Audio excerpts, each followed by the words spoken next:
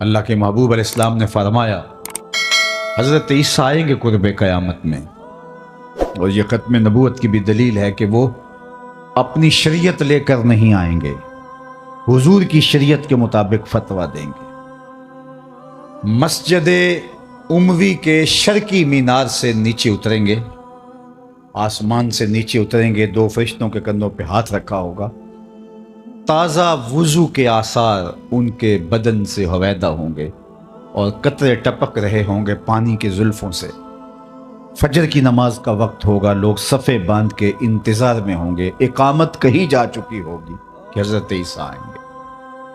کہا جائے گا کہ آپ مصلی پہ آ جائیں، لیکن وہ حضرت امام مہدی سے کہیں گے آپ مصلی پہ آئیں، پیچھے نماز پڑھیں گے امام مہدی کے۔ میرے اور آپ کے آقا و مولا نے کہا، کروڑوں سلام ان پہ، فرمایا کہ وہ وقت کیسا ہوگا جب عیسیٰ ابن مریم آئیں گے لیکن امام تم سے ہوگا۔ تو حضرت امام مہدی کے پیچھے نماز پڑھیں گے، پھر حضور کے دین کے لیے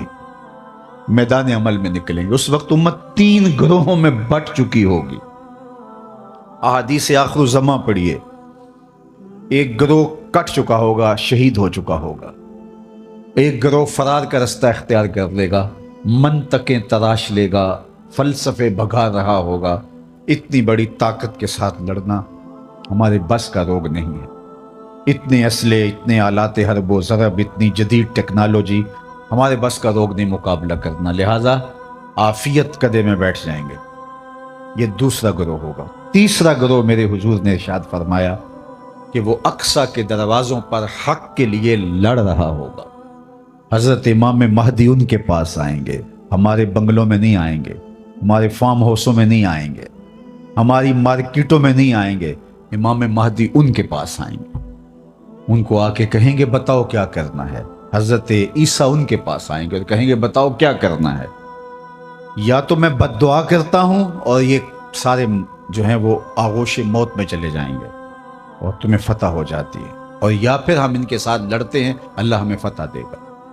حضرت عیسیٰ کے انفاس سے دجال یوں پگھلے گا جیسے نمک میں پانی پگھلتا ہے، تو وہ سب کہیں گے ہم نے تو لڑنا ہے۔ حضرت عیسیٰ کہیں گے چلو پھر، اور اللہ تعالیٰ جل شانہ مسلمانوں کو وہ قوت دے گا، اور آج جو دلیر بنے ہوئے ہیں، چونکہ 57 اسلامی ملکوں کے حکمران بھیگی ہوئی بلیاں ہیں، اس لیے وہ شیر بنے ہوئے، اور آج وہ مسلم خواتین پر شراب پھینک رہے ہیں۔ چند اسرائیلی نوجوان اکٹھے ہوتے ہیں اور کہتے ہیں فلاں علاقے میں چلو، غزہ کے فلاں علاقے کی عورتیں بڑی خوبصورت ہیں۔ یہ امت کا یہ آج کا درد ہے، لیکن ہمارے سینے میں ٹھنڈ پڑتی ہے حضور کے ان فرامین کو پڑھ کے کہ یہ کسی پتھر کے پیچھے چھپ کے پناہ لینا چاہیں گے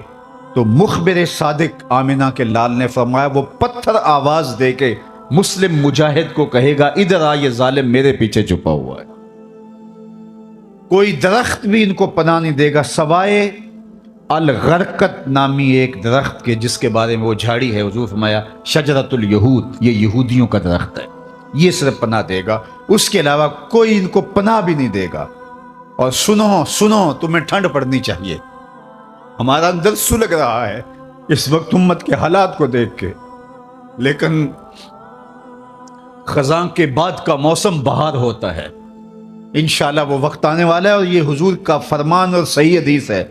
اللہ کے محبوب نے ارشاد فرمایا پتھر اور گارے سے اور اینٹ اور جو ہے وہ مٹی سے بنا ہوا کوئی گھر، اون اور چمڑے کا بنا ہوا کوئی خیمہ پھر ایسا نہیں رہے گا جہاں کلمۃ الاسلام داخل نہیں ہوگا۔ گویا شرق سے غرب تک، شمال سے جنوب تک، کائنات کی ایک ایک چھت پہ جھنڈا میرے حضور کے نام کا جھول رہا ہوگا۔ اللہ کا وعدہ ہو والذی ارسل رسولہ بالہدی ودین الحق لیظہرہ علی الدین کلہ، اللہ نے وعدہ کیا کہ دین اسلام کو میں غالب کر کے رہوں گا، رسول کو بھیجا اس لیے ہے، اور وہ زمانہ وہ وقت دیکھے گا 40 سال تک خلافت علی منہاج النبوہ قائم رہے گی، حتیٰ کہ بکری گھاٹ کے اوپر پانی پی رہی ہوگی تو شیر آئے گا تو ایک کونے میں پانی پی کے چلا جائے گا، اس کو ہمت نہیں ہوگی کہ بکری کو آنکھ اٹھا کے دیکھے کہ مسلمانوں کا خلیفہ بیٹھا ہوا ہے۔ 40 سال تک یہ امن قائم رہے گا اور پوری دنیا کے اوپر جھنڈے میرے حضور کے جھولتے رہیں گے۔ اور یہ وقت آنا ہے، میں نے اور آپ نے اپنی نسلوں کو بتا کے جانا ہے دجال کے بارے میں۔ صحابہ دجال کے بارے میں اپنی نسلوں کو یوں سکھاتے تھے جیسے قرآن کی آیتیں سکھائی جاتی ہیں۔ صحابہ کہتے ہیں حضور نے ہمیں دجال کے بارے بتایا، اور تھوڑے فاصلے پر کھجور کا ایک جھنڈ تھا اور حضور بیان کر رہے تھے، اور اس طرح حضور نے کہا کہ بس وہ بہت جلد آنے والا ہے، تو ہمیں لگا کہ اس جھنڈ کے پیچھے ہوگا کہیں، ابھی نکل کے آ جائے گا۔ اس قدر صحابہ کو بتایا کہ بہت جلد دجال ظہور پذیر ہونے والا ہے، اور آج تو دجالی فتنے پوری طرح سے محو نفوذ ہیں، اور گلی گلی دجال اپنی تمام تر توانائی کے ساتھ مسلمانوں کو جو ہے وہ کیپچر کر رہا ہے۔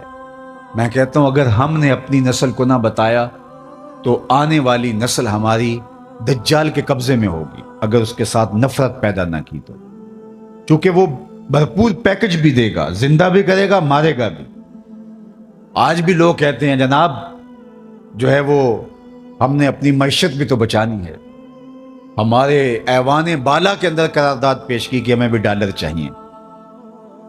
تو وہ پیکج بھی دے گا اور دوسری جانب خوف بھی دے گا، اور بہت سارے لوگ دجال کے ساتھ کھڑے ہو جائیں گے، لیکن جن کے سینے میں ایمان کا چراغاں ہوگا وہ ٹکڑے ٹکڑے بھی کر دے گا، پھر بھی کلمہ حق نہیں چھوڑیں گے۔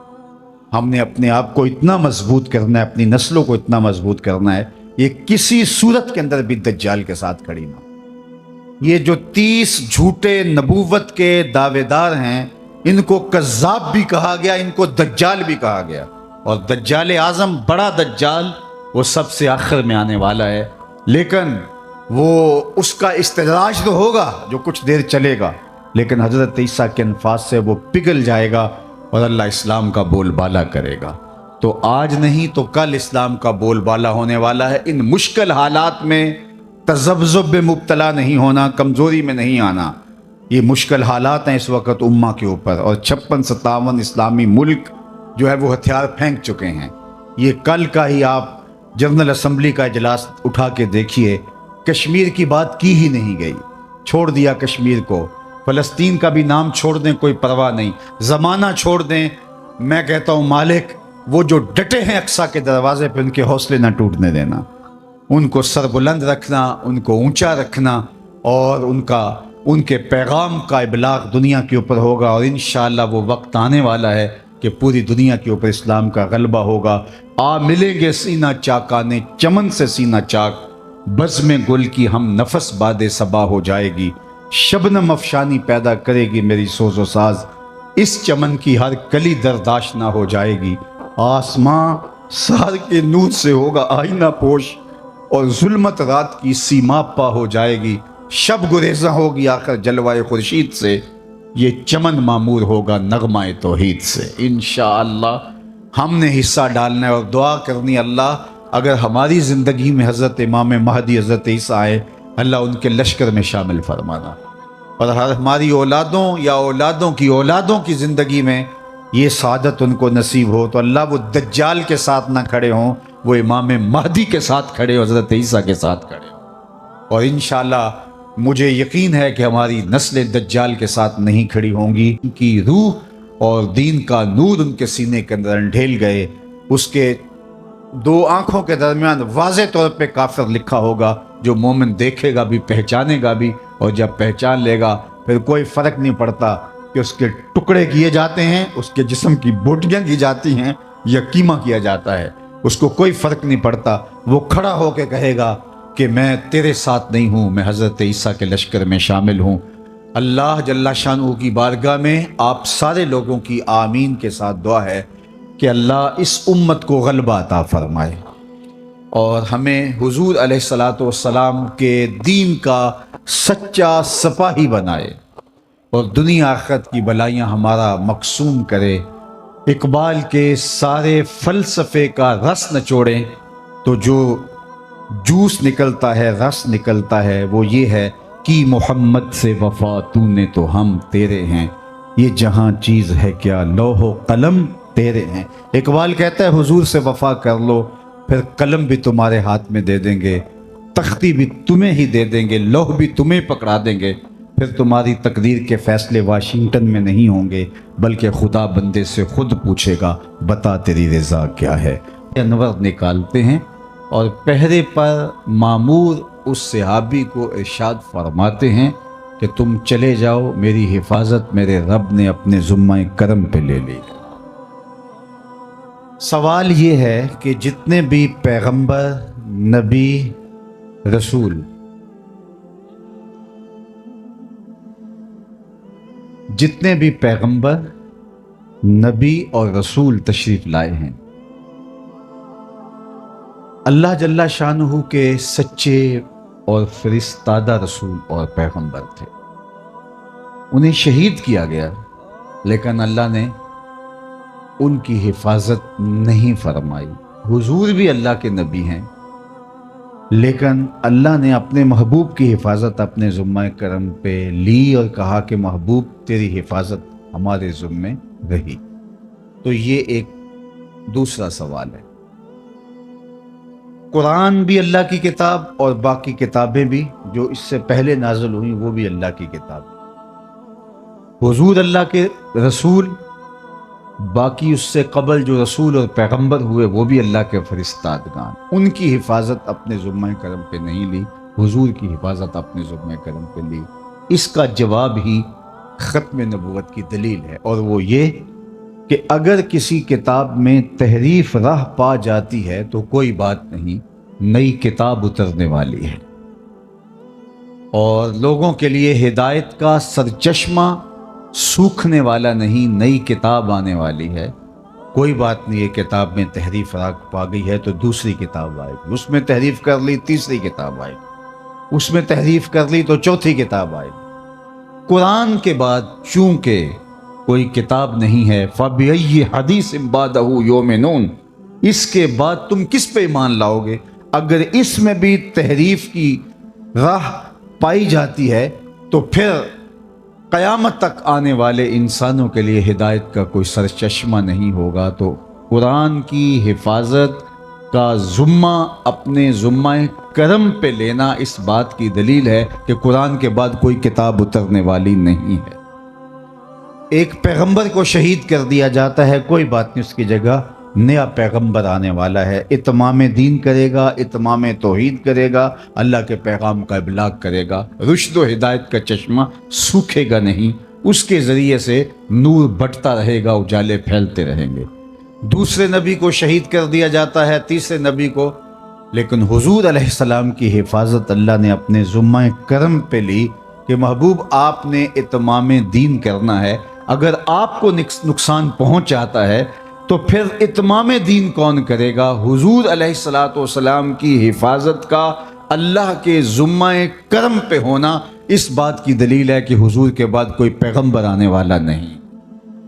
پس خدا بر ما شریعت ختم کر، بر رسول ما رسالت ختم کر۔ لیکن جعلی لوگ، دو نمبر لوگ اپنے آپ کو نبوت اور رسالت کے دعوے کے ساتھ سامنے لاتے رہیں گے، اور وہ اللہ کے محبوب نے پہلے ارشاد فرما دیا کہ میرے بعد 30 کے قریب دجال آئیں گے جو یہ دعویٰ کریں گے، یہ گمان کریں گے کہ ہم نبی ہیں، ہم رسول ہیں، لیکن فرمایا کہ میرے بعد کوئی رسول نہیں ہے، میں آخری نبی۔ تو مختلف ادوار کے اندر لوگ آتے رہے اور جنہوں نے ادعائے نبوت کیا۔ خود جناب رسالت مآب صلی اللہ علیہ وآلہ وسلم کے زمانے میں مسیلمہ کذاب یمامہ کا ایک شخص اٹھا اور اس نے کہا کہ میں پیغمبر ہوں، اور 40,000 لوگ اپنے گرد اس نے جمع کر لیے، اور حضرت سیدنا صدیق اکبر رضی اللہ تعالی عنہ نے اس کے معارضے میں، اس کے مقابلے میں باقاعدہ فوج بھیجی، 13,000 के करीब लश्कर जाके उसका मुआवजा करता है, उसका मुकाबला करता है और उसे शिकस्त फाश देता है। और इस रास्ते के अंदर उस जंग में 1200 मुसलमान शहीद होते हैं। अगर आपकी तवज्जो मेरी जानिब मबजूल हो और गौर और तदब्बर के साथ सुनने का मिजाज अगर आप रखते हैं तो बहुत गौर व फिक्र के साथ सुनने की बातें हैं कि 27 जंगें हुजूर ने लड़ी हैं अपनी ज़िंदगी में हयात तैयबा में। 10 साला ज़िंदगी जो मदनी है उसमें 27 जंगें हुई हैं। उन 27 जंगों के अंदर जो टोटल नुकसान हुआ है जानों का, जो शहादतें हुई हैं मुसलमानों की, उनकी तादाद 1000 से भी कम है। 27 जंगों के अंदर जो मुसलमान शहीद हुए हैं वो 800 से कुछ ऊपर नीचे, 1000 तक भी उनकी तादाद नहीं पहुंचती। उसमें बदर भी है, उसमें ओहद भी है, जंगे हुनैन भी है, गज़वाए तबूक भी है, जंगे यरमूक भी है। कितने बड़े बड़े मार्के हैं, गज़वाए ओहद भी है। लेकिन टोटल जो मुसलमानों को शहादतें नसीब हुई इन 27 जंगों में, उनकी तादाद है 1200 और 800 के आगे पीछे। और सिर्फ मुसैलमा कज़्ज़ाब ख़त्म नबूवत के बागी के ख़िलाफ़ जो एक जंग लड़ी गई दौरे सिद्दीकी में, उसमें सिर्फ 1200 लोगों ने जाने वारी हैं। 27 जंगों में इतनी शहादतें नहीं हुई जितनी इस एक जंग में शहादतें हुई हैं। ये बात समझने के लिए काफ़ी है कि ख़त्म नबूवत का मसला कितना हसास मसला है। और इस हवाले से सदर अव्वल के मुसलमान सहाबा, उन्होंने कोई कंप्रोमाइज़ नहीं किया और पूरी कुव्वत के साथ डट करके जालिमों का मुकाबला किया। एक तो इस बात को हम अच्छी तरह समझ लें। दूसरी बात वो ये कि 30 के करीब हुजूर ने फरमाया दज्जाल आएंगे और जो इद्दिया करेंगे, दावा करेंगे कि मैं नबी हूँ, रसूल हूँ, और वो झूठे होंगे। और मुख्तलिफ अदवार में लोग आते रहे, मुसलमा कज़्ज़ाब, असवद अंसी और सजा, ये तो उसी ज़माने में आ गए। बाकी उसके बाद आज तक मुख्तलिफ ज़मानों में मुख्तलिफ लोग आते रहे। लेकिन जब वो लोग जिन्होंने नबूवत का दावा किया अपने मंतकी अंजाम को पहुँचे, तो उनकी जो जमात उनके साथ शामिल हुई, जो लोग शामिल हुए, उनकी झूठी उम्मत बनी जो, तो वो भी उनके साथ अपने मंतकी अंजाम को पहुँच गए। आज आप दुनिया भर में ढूंढेंगे तो असवद अंसी का मानने वाला कोई मौजूद नहीं होगा। आप दुनिया भर में तलाश करेंगे, सजा नामी उस खातून का कोई मानने वाला नहीं होगा। आपको मुसैलमा कज़्ज़ाब का मानने वाला नहीं मिलेगा। मुतनब्बी कोई भी हो उसका मानने वाला आपको नहीं मिलेगा। लेकिन क्या वजह है कि जब वो हमारे पंजाबी में कहते हैं कि जिधर गईयां बेड़ियां उधर गए मला, जब वो झूठे मुद्दईयाने नबूवत अपने मंतकी अंजाम को पहुंच गए तो उनके मानने वाले भी साथी उनके ख़त्म हो गए। चंद सालों के अंदर उनका वजूद मिट गया। लेकिन क्या वजह है कि 2 लोग ऐसे हैं कि जिनको मरे हुए 100 साल से ज़्यादा अरसा बीत गया है और उनके मानने वाले आज भी दुनिया के ऊपर मौजूद हैं।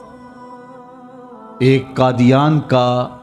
दज्जाल मुसैलमा पंजाब मिर्ज़ा कादियानी, और दूसरा बहाउल्लाह जो ईरान में मुद्दई नबूवत था, उसके मानने वाले भी पूरी दुनिया के ऊपर मौजूद हैं। और इस मुसैलमा पंजाब के मानने वाले भी पूरी दुनिया के ऊपर मौजूद हैं। जबकि माजी की सदियों की तारीख़ ये है, गुज़श्ता 13 सदियों की तारीख़ ये है कि जिसने नबूवत का दावा किया, जब वो अपने मंतकी अंजाम को पहुंचा, उसके झूठे मानने वाले भी अपने अंजाम को पहुंच गए और ख़त्म हो गए। लेकिन इन 2 लोगों के मानने वाले आज भी दुनिया के ऊपर मौजूद हैं। तो ये एक सवालिया निशान है और इसको गौर व तदब्बर के साथ हमें समझना पड़ेगा कि ऐसा क्यों है। तो साहिबो, आप पूरी तवज्जो के साथ इस मसले पर गौर व फिक्र कीजिए कि ऐसा क्यों है। जब फ़िक्र को महमीज़ देंगे تو آپ کو سمجھ آ جائے گی کہ باقی لوگ جو کھڑے ہوئے وہ از خود کھڑے ہوئے تھے، اور جب وہ اپنے منطقی انجام کو پہنچے ان کے ماننے والے بھی ختم ہو گئے۔ لیکن یہ جو دو لوگ تھے جنہوں نے نبوت کا دعویٰ کیا، یہ خود نہیں کھڑے ہوئے تھے، ان کو کھڑا کیا گیا تھا۔ جب نو آبادیاتی نظم سکڑنے لگا تھا تو اپنی گرتی ہوئی حکومت کو بچانے کے لیے عالمی دسیسہ کاروں نے مسلمانوں کو تقسیم کرنے کے لیے اور مسلمانوں سے جذبہ جہاد ختم کرنے کے لیے اور حج کی مرکزیت کو توڑنے کے لیے ان دو لوگوں کو کھڑا کیا تھا۔ اس کو ٹاسک دیا جہاد ختم کرنے کا مرزا قادیانی کو، اور بہاؤاللہ کو جو ٹاسک دیا وہ تھا حج کے اجتماع کو متاثر کرنے کا، اور اس نے ایک ماڈل تیار کر لیا اور جگہ جگہ تیار کر کے رکھوائے، اتنی دور حج کرنے کے لیے جاتے ہو یہیں گھوم لو۔ اور یہ خود کہتا ہے کہ میں نے جہاد کی ممانعت پر، ترک پر اتنا لکھا ہے کہ اگر اس کو جمع کرنا ممکن ہو تو 50 الماریاں کتابوں سے، پمفلٹوں سے بھر جائیں جو میں نے جہاد کے خلاف لکھا ہے اور اطراف و اکناف عالم میں پھیلایا ہے۔ تو اس کو ٹاسک دیا گیا تھا کہ مسلمان کے سینے سے جہاد کو ختم کیا جائے، چونکہ انگریز نے حکومت چھینی تھی مسلمانوں سے۔ ہندو تو پہلے بھی غلام تھے، اب وہ ان کے غلام ہو گئے، انہیں ہندوؤں سے ڈر نہیں تھا، انہیں ڈر تھا مسلمانوں سے۔ فروغ آدم خاکی سے انجم سہمے جاتے ہیں کہ یہ ٹوٹا ہوا تارا مہ کامل نہ بن جائے۔ اس لیے وہ قوت جسے جہاد کہتے ہیں اس کو ختم کرنے کے لیے مرزا غلام محمد قادیانی کو کھڑا کیا گیا، اور اس کی جتنی بھی تحریرات ہیں آپ پڑھ کے دیکھیں تو اس میں اس نے جہاد کے خلاف بات کی ہے کہ یہ نہیں ہونا چاہیے، یہ قلم کا زمانہ ہے، جہاد کا زمانہ نہیں ہے۔ اگرچہ امت مسلمہ نے اس کو مسترد کر دیا اور وہ بدترین موت مر گیا، لیکن چونکہ جنہوں نے کھڑا کیا تھا وہ تو آج بھی ان کی سرپرستی کر رہے ہیں، لہٰذا ان کے ماننے والے آج بھی موجود ہیں۔ اس دور کے اشرافیہ نے مانا تھا، کیونکہ تاج برطانیہ کے زیر سایہ یہ پودا کاشت کیا گیا تھا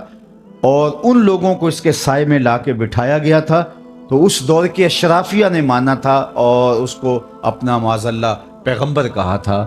اور آج بھی مغرب دھڑا دھڑ ان کو ویزے دیتا ہے، جبکہ آج ان ممالک کا ویزا لینا کار دارت، لیکن ان کو 1 سیکنڈ میں ویزا مل جاتا ہے، اور وہ اس لیے کہ ان کے سرپرست جو ہے وہ ان کو جو ہے وہ راستہ دیتے ہیں اور ان کو حفاظتوں کا حصار دیتے ہیں اور ان کو تکریم دیتے ہیں۔ اس لیے آج بھی پاکستان کے اندر 1 سال میں محتاط اندازے کے مطابق 10,000 لوگ 1 سال میں بیرون ملک جانے کے لیے اپنے آپ کو مرزائی لکھ رہے ہیں، اور مرزائی لکھنے کا مطلب مرزائی ہو جانا ہے۔ اگر کوئی شخص کہتا ہے کہ چلو کوئی بات نہیں میں اوپر سے لکھ رہا ہوں، شریعت کے حکام ظاہر پہ ہوتے ہیں، وہ مرزائی ہو جاتا ہے۔ اور ہمارے قریب ایک واقعہ ہوا کہ ایک شخص نے بیرون ملک جانے کے لیے کاغذ بھرے اور اس کے اوپر مرزائی لکھا، لیکن ابھی جا نہیں سکا تھا، وہ بدبخت کہ موت کی گھاٹ اتر گیا اور اللہ کی گرفت میں آ گیا۔ تو اس کے خاندان والوں نے کہا کہ چونکہ یہ تو ایک طریقہ تھا باہر جانے کا، اسے مسلمانوں کے قبرستان میں دفن کر دیا گیا، لیکن پھر بعد میں مسلمانوں کے احتجاج کی وجہ سے اس کو اکھاڑ کر کے مسلمانوں کے قبرستان سے نکالا۔ تو یہ بات ذہن میں رکھیے گا کہ یہ خود کاشتہ پودا نہیں ہے، بلکہ یہ یہودیت کا کاشت کیا ہوا پودا ہے۔ اس لیے علامہ اقبال نے کہا تھا کہ مرزائیت یہودیت کا چربہ ہے، اور کسی نے کہا تھا کہ یہ اسلام کے بھی دشمن ہیں اور پاکستان کے بھی دشمن، اور انہوں نے ہمیشہ اسلام کو نقصان پہنچایا اور انہوں نے ہمیشہ پاکستان کو نقصان پہنچایا۔ لیکن دنیا کی تاریخ کا یہ انوکھا باب ہے کہ پاکستان کی نیشنل اسمبلی میں ان کو قانوناً پاکستان کے آئین اور دستور کے مطابق کافر ڈکلیئر کیا گیا، لہٰذا انہوں نے اس کو مانا نہیں، تسلیم نہیں کیا اور در بدری کی ٹھوکریں کھا رہے ہیں اور ذلیل و رسوا ہو رہے ہیں۔ لیکن یہ قانون باقی رہے گا، آئے دن چھیڑ چھاڑ کی جاتی ہے اور یہ کوشش کی جاتی ہے اور لوگوں کے دل میں ان کا جو ہے وہ ان کو مظلوم بنا کے پیش کیا جاتا ہے کہ یہ بھی تو اس ملک کے باسی ہیں، ان کو بھی حق ہونا چاہیے، اور یہ حکومت فیصلہ واپس لے لے کسی طرح سے یا اس کے اندر کوئی ترمیم کر لی جائے۔ لیکن میں کہتا ہوں کہ آسمان تو پھٹ سکتا ہے، زمین کے ٹکڑے تو ہو سکتے ہیں، چاند بے نور ہو سکتا ہے، سورج بے نور ہو سکتا ہے، لیکن مرزائی کل بھی کافر تھے، مرزائی آج بھی کافر ہیں اور مرزائی کل بھی کافر رہے۔ مرزائی کبھی بھی جو ہے وہ اس دائرے سے نہیں نکل سکتے، چونکہ جو حضور کے ختم نبوت کا منکر ہے وہ کافر ہے۔ دوسری بات آپ کی توجہ چاہوں گا، اللہ آپ کے جذبوں کو سلامت رکھے، لیکن میں چاہوں گا کہ زیادہ سے زیادہ آپ اس مسئلے کو سننے کی کوشش کریں۔ نعروں کا ذوق آخر میں بعد میں یا اس سے پہلے بھی میرا خیال آپ پورا کر چکے ہوں گے، بس میری گفتگو کی طرف آپ کی توجہ رہے۔ تو یہ جہاد کے خلاف ایک عملی تحریک تھی اور اس کی سرپرستی ان لوگوں نے کی جن کو جہاد سے خطرہ تھا، اور یہ وہی لوگ تھے جنہوں نے مسلمانوں سے حکومت چھینی تھی۔ پاکستان بننے کے بعد بھی انہوں نے پاکستان کو قبول نہیں کیا۔ آج بھی ربوے کے اندر جو قبریں ہیں، وہاں جو لوگ ان کے دفن ہوتے ہیں ان کو امانتاً دفن کیا جاتا ہے۔ وہ کہتے ہیں کہ پاکستان ٹوٹ جائے گا، ان کے عقائد میں یہ شامل ہے، اور ہم ان لاشوں کو اٹھا کے قادیان میں جا کے دفن کریں گے۔ جب پاکستان ایٹمی طاقت بنا تو پوری دنیا کے اوپر چراغاں کیا گیا، لیکن ربوے میں سوگ منایا گیا۔ اور جب پاکستان دو لخت ہوا، پاکستان جب ٹوٹا اور بنگلہ دیش اور پاکستان دو الگ حصوں میں بٹا، تو اس وقت قادیان میں چراغاں کیا گیا تھا، اور ان کا خیال تھا کہ پاکستان بھی عنقریب ٹوٹ جائے گا۔ لیکن میں بار بار کہہ چکا ہوں، مشکل وقت قوموں پہ آتے ہیں، آتے رہیں گے، ہمارے گھروں میں بھی آتے ہیں، خاندانوں میں بھی آتے ہیں، بستیوں شہروں میں بھی آتے ہیں، لیکن سن لیجئے، پاکستان ختم ہونے کے لیے نہیں، قیامت تک قائم رہنے کے لیے معرض وجود میں آیا۔ پاکستان مٹنے کے لیے نہیں بنا تھا۔ یہ سبز ہلالی پرچم قیامت تک فضاؤں میں جھولتا رہے گا، اور پاکستان کل بھی زندہ باد تھا، پاکستان آج بھی زندہ باد ہے، اور پاکستان کا نام روشن رہے گا۔ مشکل وقت گزر جائے گا انشاءاللہ، اور پھریرے پاکستان کی عظمتوں کے لہراتے رہے۔ تیسری بات، اور میری گفتگو اختتام کی طرف چلی جائے گی، کہ جہاد کے خاتمے کے لیے یہ سارا ڈرامہ رچایا گیا تھا۔ بہاؤاللہ کی جو تحریک تھی وہ حج کے خاتمے کے لیے وہ ڈرامہ رچایا گیا تھا، اور یہاں جہاد کے لیے، لیکن جہاد ختم ہونے والا نہیں ہے۔ میرے اور آپ کے آقا و مولا مخبر صادق، ہمارے ماں باپ ان پہ قربان، آپ نے کہا تھا جہاد قیامت تک جاری رہے گا، تھوڑے لوگ ہوں گے لیکن لڑتے رہیں گے، اور فرمایا اقصی کے دروازوں پر لوگ موجود رہیں گے جو جہاد کا پرچم اٹھائے رکھیں گے۔ اور آج اقصی کے دروازوں پر لڑنے والے غزہ کے ان مجاہدوں کو ہم سیلوٹ کرتے ہیں، سلام پیش کرتے ہیں